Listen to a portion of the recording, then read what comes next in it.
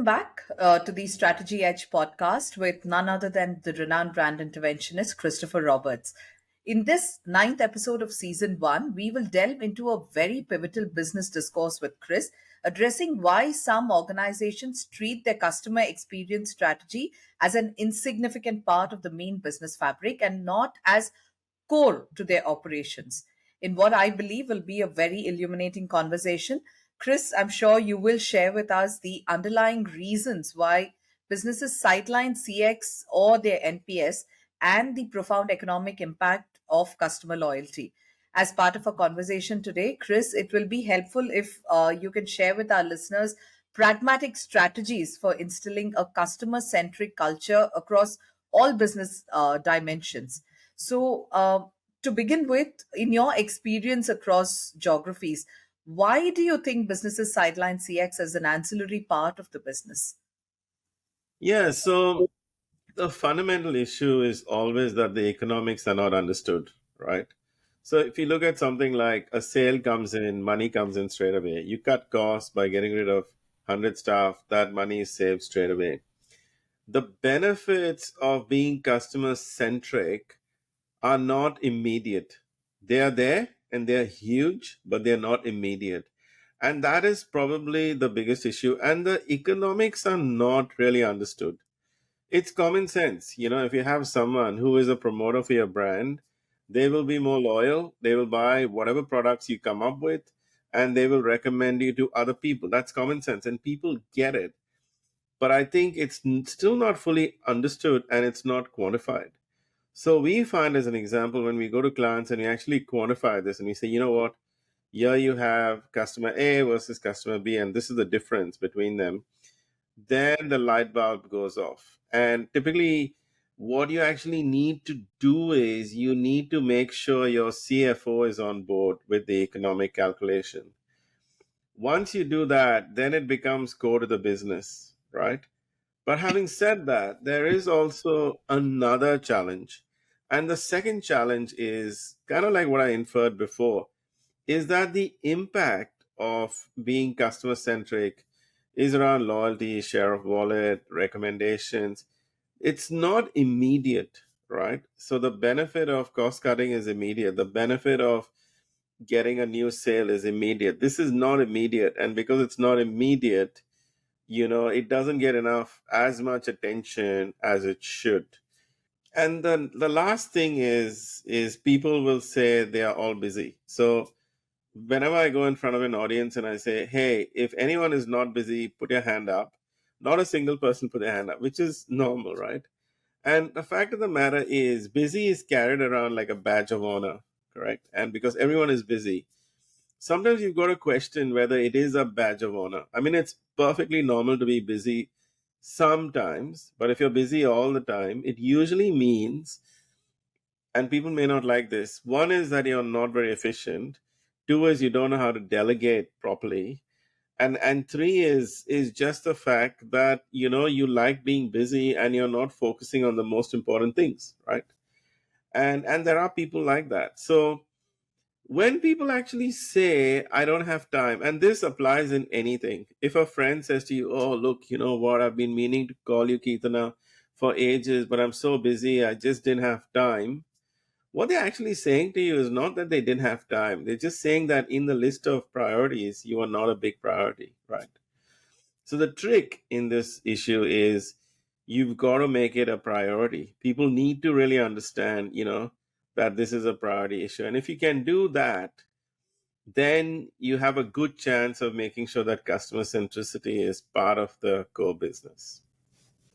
As you say, everyone is so busy with their regular work. So, how do you think they can fit in delivering great CX into their everyday work? There's a culture of busy out there, like busy is everywhere. Everyone's busy, busy, busy.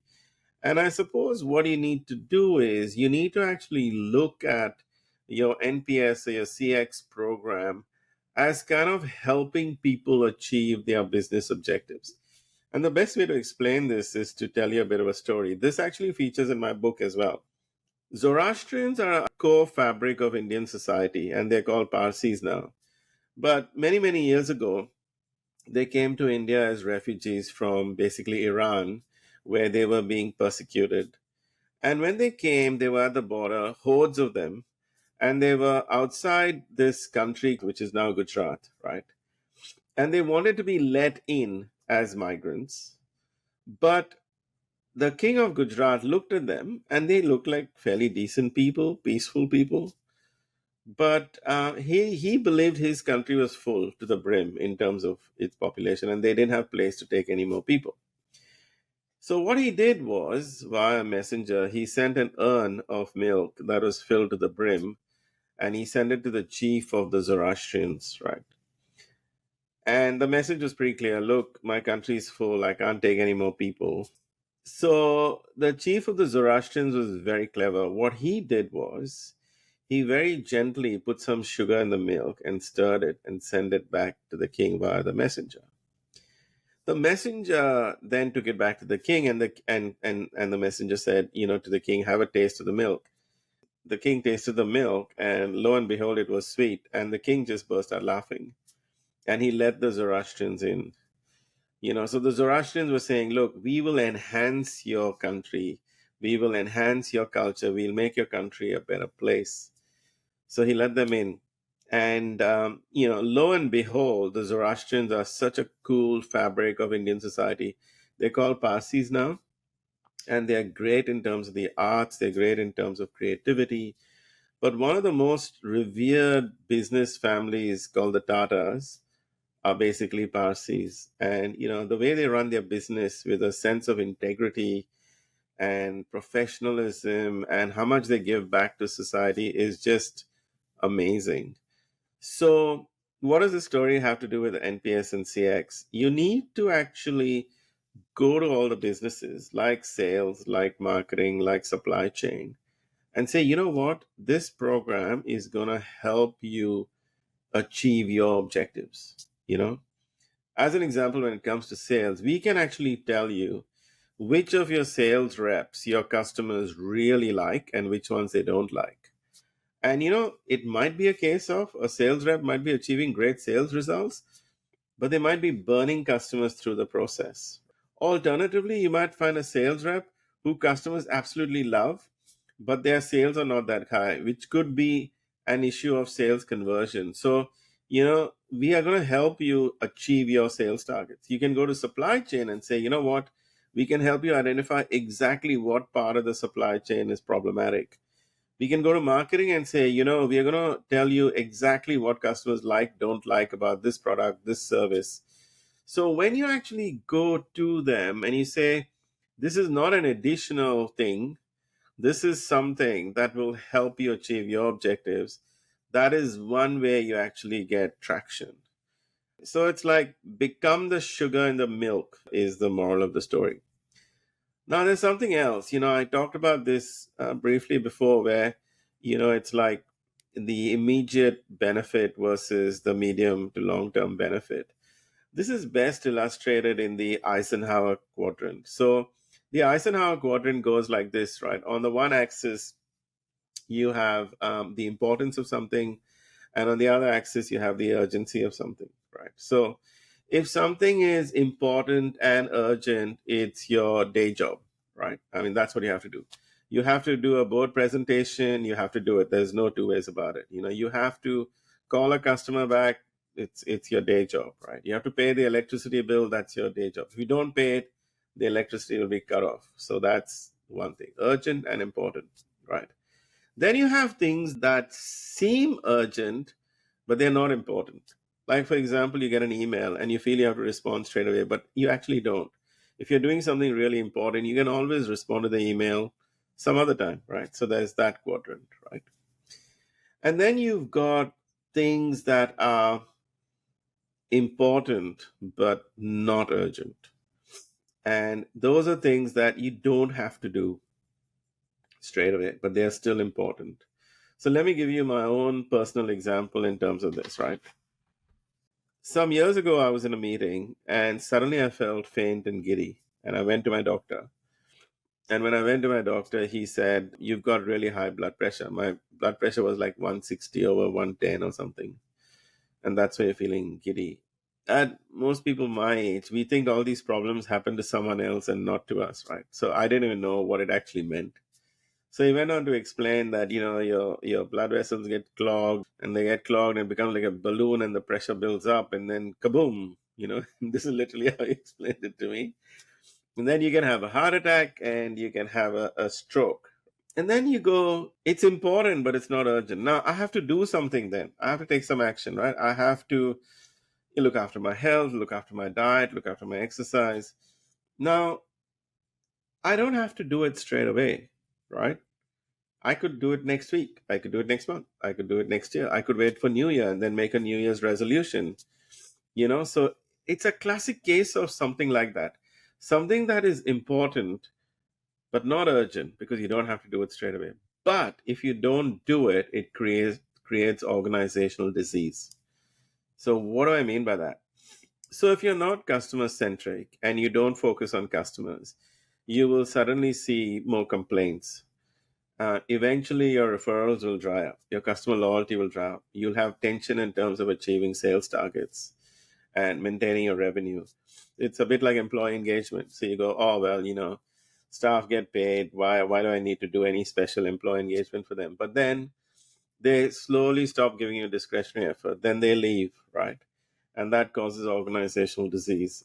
So this bit about something that's important but not urgent is the key quadrant where customer centricity fits in.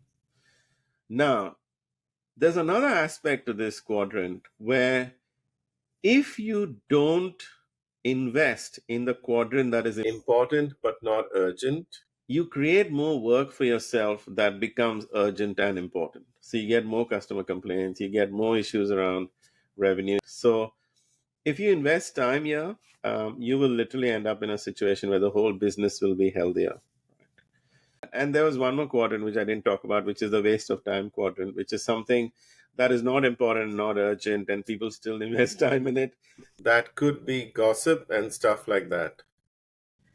So, Chris, based on your experience, how do you think organizations can create a culture of customer centricity that permeates through all levels and departments? Because we have discussed in the past episodes as well about how it's important to create a cohesive customers experience or NPS discipline. So, can you please talk about that? Yeah, so the fact of the matter is that the role of the executive and the CEO is absolutely critical. Okay. So, and I'll cover this in more detail in upcoming episodes and how to exactly engage execs in the process. But the fact of the matter is the staff look at the executives and the CEO and they look at where their attention is and they naturally put their attention in those places, correct? So what they focus on, the staff tend to focus on. Now, I want to give you some examples in terms of how you can make it part of core business, right? So Jeff Bezos had this saying where in any meeting that he had, there was always one chair that was kept empty, correct? Now, whenever someone asked him, why do you always keep one chair that's empty? That was meant to signify the voice of the customer. Even though the customer was not there, they were invisibly present.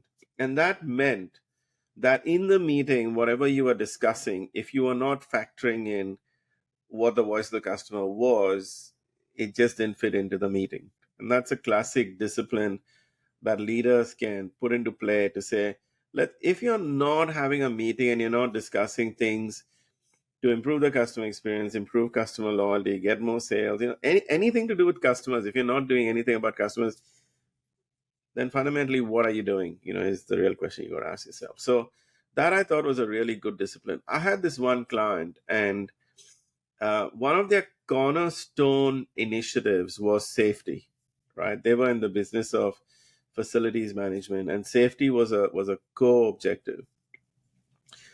They built this discipline where before every meeting, right, the most senior person in the room had to share a story about safety, a good story or a bad story, and the reference to the business, correct? So slowly, safety became the topic of conversation in every meeting. I mean, what better way than to actually make sure everyone starts thinking about safety, correct? So I said, wow, this is great. So we were doing a customer strategy workshop. I said, can you actually, add a customer story to this as well, right? So, you like you do safety one time, second time you do a customer story where you talk about a good customer story experience that you had somewhere, good or bad, and how it reflects on our business or how it applies to our business. And they introduced it. And now suddenly the customer became part of the conversation, correct? Everyone started thinking about it. So these are small things, but these disciplines have such a huge impact. The next thing is I found in my experience that's really good is the executive, including the CEO, tend to sit in head office in the ivory tower and sometimes have no idea what's happening in the real world, right? So when I have any initiatives, I try to encourage the most senior people in the organization to go to the front, to spend time with the frontline teams, brainstorm with them, ideate with them, support them, encourage them, and so on and so forth. Now, when they do this and they go to the front, some of them actually start dealing with customers, right?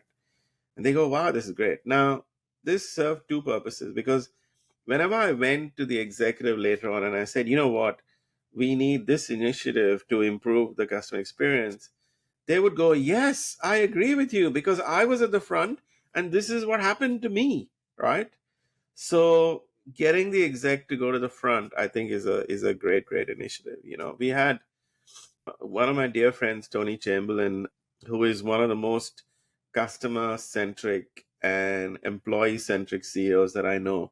He truly gets the whole, benefit of employee engagement and the benefit of customer engagement, etc.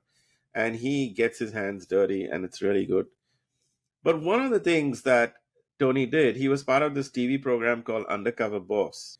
So he went undercover as an employee with his own staff, and they didn't know who he was. And it was all, recorded. He was in disguise, all this kind of jazz. I reckon that experience took him to the front, and he knew exactly what his teams were going to get to, were their challenges, and so on and so forth. And I think that is really, really good. I had another CEO when I was in banking, and he had the strategy. For him, it was the core strategy of the organization and persistence. So, this core strategy, every presentation he made, right, he would mention this core strategy. There was not a single presentation he did to the group where it was not mentioned. So, that exact persistence, that consistent persistence, not like it's the flavor of the month. Oh, this month you're going to talk about X. The next month suddenly it's about something else. Then next month it's about something else. It's consistent. Like a dripping tap. When it's a dripping tap, then it gets through. There's this saying, whenever you want to do a change with staff, they have to listen to the story at least 7 times before it starts seeping in. Correct. So most execs think, I told them 3 months ago they should get it. No, they don't. You have to keep doing it, right? Now, the importance of exec is a big thing, and how do you actually get exec on board is the big challenge. But we will cover this in a future episode in detail. Thank you, Chris. As we wrap up another insightful episode with Chris Roberts, we are definitely left pondering the crucial role of customer centricity in today's business landscape. But the journey doesn't end here, as Chris just said. In our next episode, we will explore the intricate world of how most organizations treat CX or their net promoter score and the pitfalls of fixating solely on the score and the transformative power of embracing NPS as a disciplined practice. And this will again be with none other than Christopher Roberts. So, unlock the secrets behind Chris's ability to help his clients achieve 80 plus point increases in NPS, and of course, gain valuable insights into a strategic approach that goes beyond just the superficial survey score. Don't miss out on episode 10, where Chris will again take us on a journey to demystify the essence of a CX and NPS discipline. Stay tuned. Thank you, Chris. Thanks, Keitana.